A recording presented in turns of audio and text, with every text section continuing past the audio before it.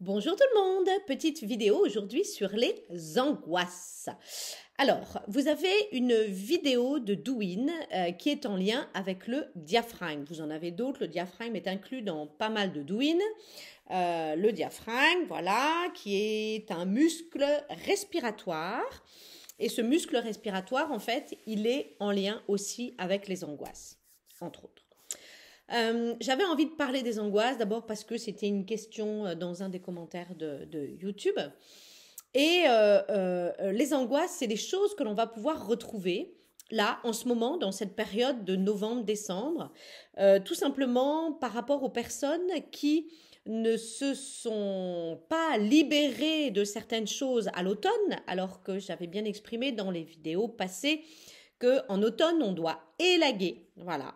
Et il y a des personnes qui n'ont pas élagué, donc qui vont se retrouver en hiver avec des oppressions thoraciques, avec un manque de souffle, avec un souci au niveau du diaphragme, etc. Bon.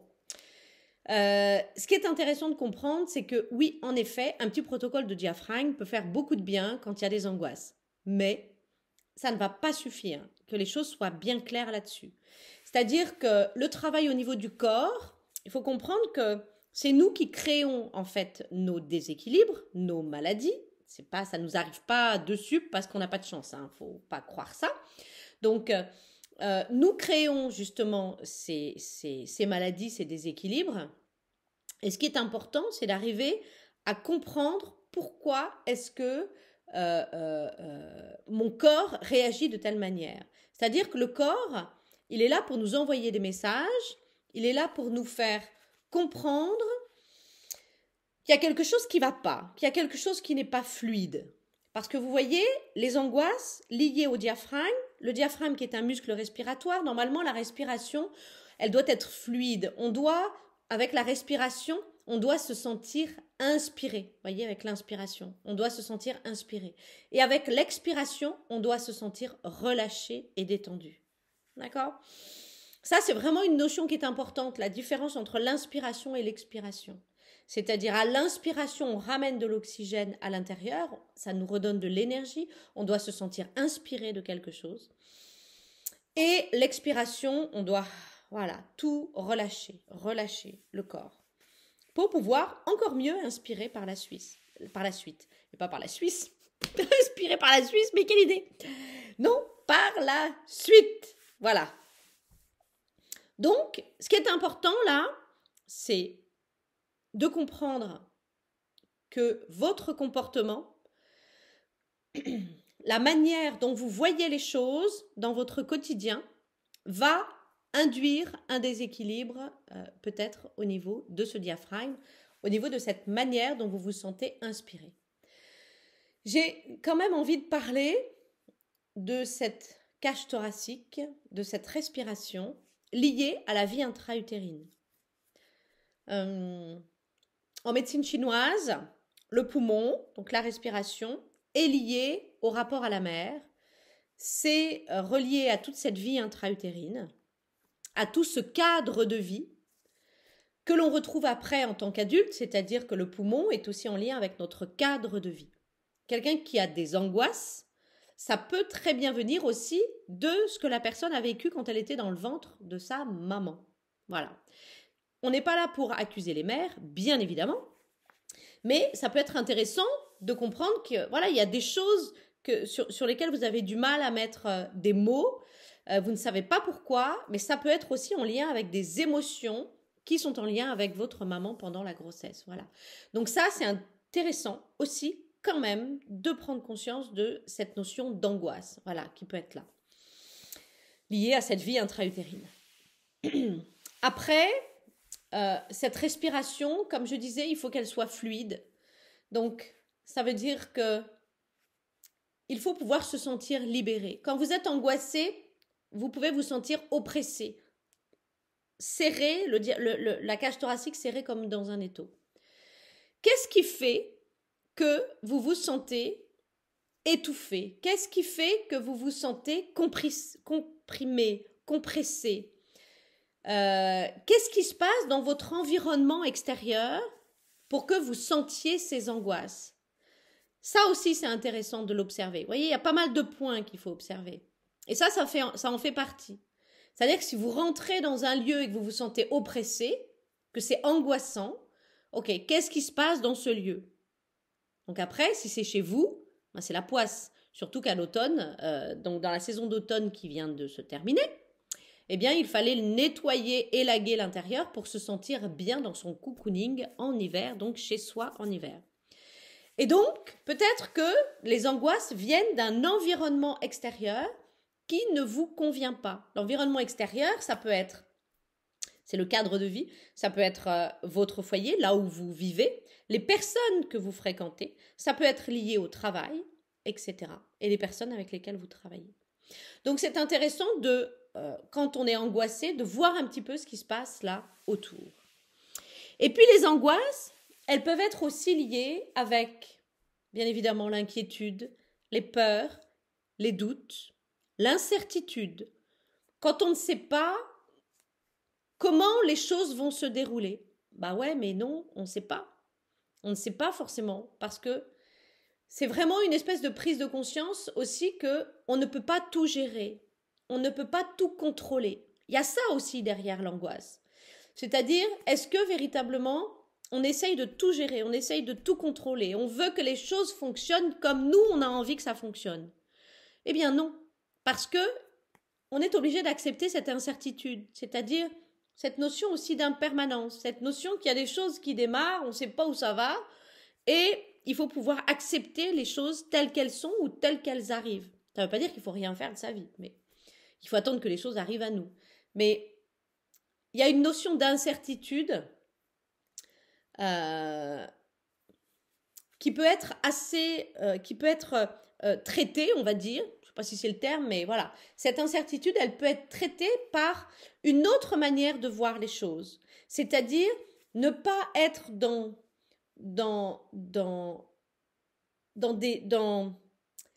je pourrais dire, dans le fait d'en contrôler en fait les choses qui arrivent, parce que ce n'est pas possible. Vous voyez, il y a des gens qui ne peuvent pas du tout faire des choses imprévues. Il faut que tout soit prévu. Et bien ça, ce sont des gens qui sont angoissés. Donc ça veut dire qu'ils ont besoin de repères. Voilà, ils ont besoin de repères autour d'eux. Il faut que les choses elles soient comme ça et pas autrement. Ça, c'est angoissant en fait. Si vous arrivez à accepter que les choses elles soient aléatoires, on va dire, qu'elles soient incertaines, eh bien, si vous êtes dans cette acceptation-là, si vous arrivez à voir les choses de cette manière-là, eh bien, vous serez quand même beaucoup moins angoissé. Ça, c'est une notion qui est importante. Parce que le mental, dans les angoisses, le mental prend une part très importante. C'est-à-dire que le mental peut vous dire, voilà, il faut que ce soit comme ça et comme ça. Et si ça ne l'est pas, eh bien, au secours, qu'est-ce qui se passe? Si vous prévoyez les choses de telle ou telle manière, dans votre mental, si votre mental prévoit les choses de telle ou telle manière, eh bien, quand il y a un grain de sable dans le rouage, eh bien, il y a des angoisses qui arrivent, etc. Alors que ça fait partie de la vie. L'incertitude, l'impermanence fait partie de la vie. Et quand on arrive à comprendre ça, eh bien, ça peut aussi atténuer les angoisses. Ça va aussi avec la notion de foi. Le fait d'avoir foi, c'est le fait d'accepter, d'abord de voir les choses différemment et d'accepter que les choses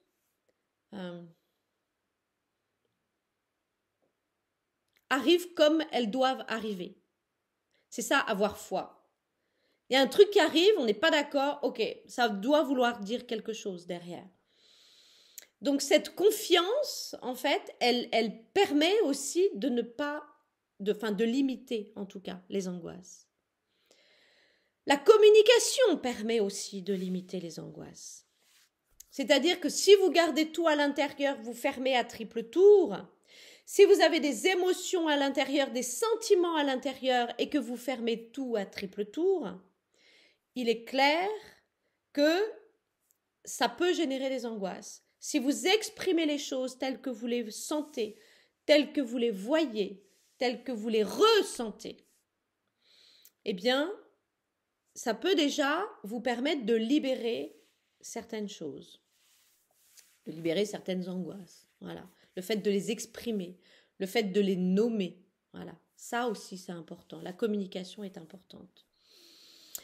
Ce qui est important aussi, j'avais marqué sur mon petit papier.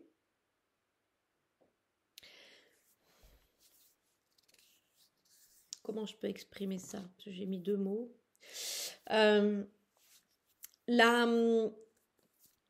Comme je vous disais, la respiration qui est liée aux angoisses, enfin les angoisses, c'est un manque de respiration, ok? Il faut se sentir inspiré. Et donc, plus vous allez être, vous, dans votre quotidien, dans une démarche de création dans le continu, d'une création continue, ça veut dire quoi? Ça veut dire que votre vie, elle ne doit pas être rythmée juste par je m'occupe des enfants, je bosse, je m'occupe des enfants, etc. Il doit y avoir des choses imprévues. Il doit y avoir, comme il y a la notion d'impermanence qui est là, il doit y avoir des choses que vous avez envie de créer régulièrement. Et ça, c'est en lien avec votre chemin de vie. Et donc, si vous ne respectez pas ce qui est au plus profond de vous, dans votre désir de création de quelque chose dans votre vie, et de création de votre vie tout simplement, en vous sentant inspiré, eh bien, automatiquement, si vous n'êtes pas sur ce chemin-là, et que vous vivez comme un espèce de robot qui part bosser, etc., eh bien, automatiquement, ça aussi, ça peut être hyper angoissant. Ça peut générer des angoisses. Parce que, je le redis, le corps, c'est vraiment une enveloppe. Une enveloppe qui vous dit, lorsqu'il est un peu défaillant, lorsque vous n'êtes pas sur votre chemin, sur votre ligne, sur votre tâche, sur votre travail personnel, ça veut dire de vivre et d'être heureux, hein, aussi simple que ça. Si vous n'êtes pas là-dedans, eh bien le corps, en fait, il est là pour vous donner des signes, vous donner des indices pour vous dire là, ça va pas. Et donc, les angoisses, ça en fait partie. Les angoisses, c'est vraiment le corps qui vous dit il est temps de te libérer. Il est temps de suivre ton chemin. Il est temps d'avancer avec foi. Il est temps d'accepter d'où tu viens.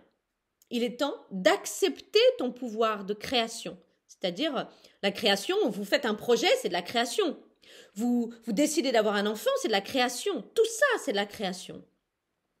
Et donc, ces angoisses, elles sont là pour vous dire que vous n'êtes pas inspiré. Donc, vous pouvez travailler votre diaphragme, etc. Vous pouvez travailler la respiration, vous pouvez tout ça. Ça va limiter, vous allez vous sentir un peu mieux.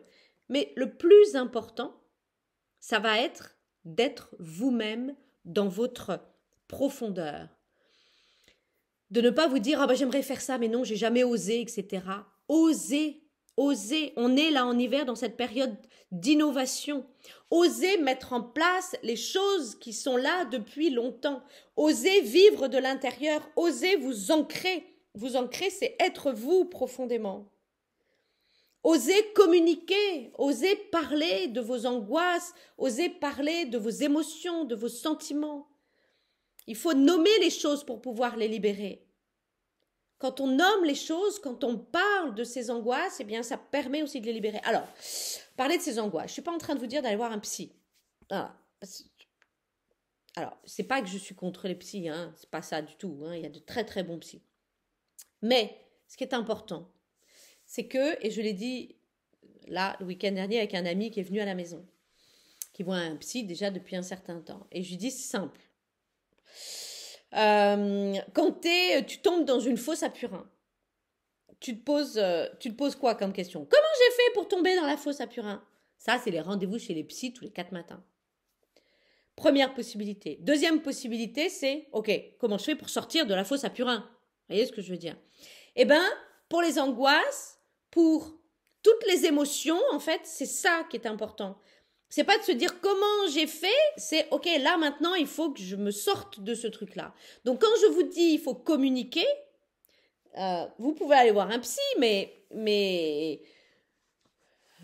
ce qu'il faut c'est acter derrière. Il faut acter. Vous êtes angoissé, eh ben il faut acter différemment. Et moi je vous dis la respiration, les angoisses, elles viennent aussi des peurs, des doutes et du fait que vous n'êtes pas inspiré et libéré dans votre chemin.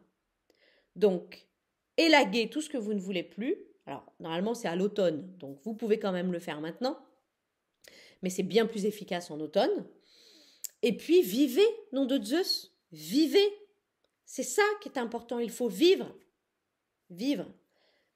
Même si vous avez eu un parcours difficile, même si vous avez aujourd'hui encore un parcours difficile, ayez confiance, demandez de l'aide là-haut, là. Il y a plein de monde là-haut pour vous aider. Vous demandez de l'aide et puis vous y allez et vous affrontez les peurs et vous traversez les souffrances, vous les contournez pas, vous rentrez dedans et puis vous vous libérez au fur et à mesure. Mais soyez inspirés sur votre chemin de vie, soyez inspirés sur ce que vous avez envie de créer. Et vous allez voir les angoisses, voilà, faites-vous confiance, là, de l'intérieur, dans vos sensations, dans votre ressenti, faites-vous confiance. Et vous verrez que les angoisses se limiteront et disparaîtront au fur et à mesure. On peut toujours avoir des doutes à certains moments de notre vie, mais les angoisses qui vous serrent le diaphragme et qui vous bloquent le dos, c'est pas possible. Après, vous pouvez rajouter un petit travail de diaphragme, un petit travail de balle dans le dos aussi pour libérer le diaphragme. Vous voyez les vidéos que j'ai déjà postées. Mais on est bien d'accord, c'est le travail de prise de conscience, là, et d'acter différemment, c'est-à-dire d'acter dans le sens de votre chemin de vie. Voilà. Et pas juste de votre chemin de survie. Je vous souhaite une belle libération d'angoisse qui bientôt ne seront plus qu'un mauvais rêve. Bisous!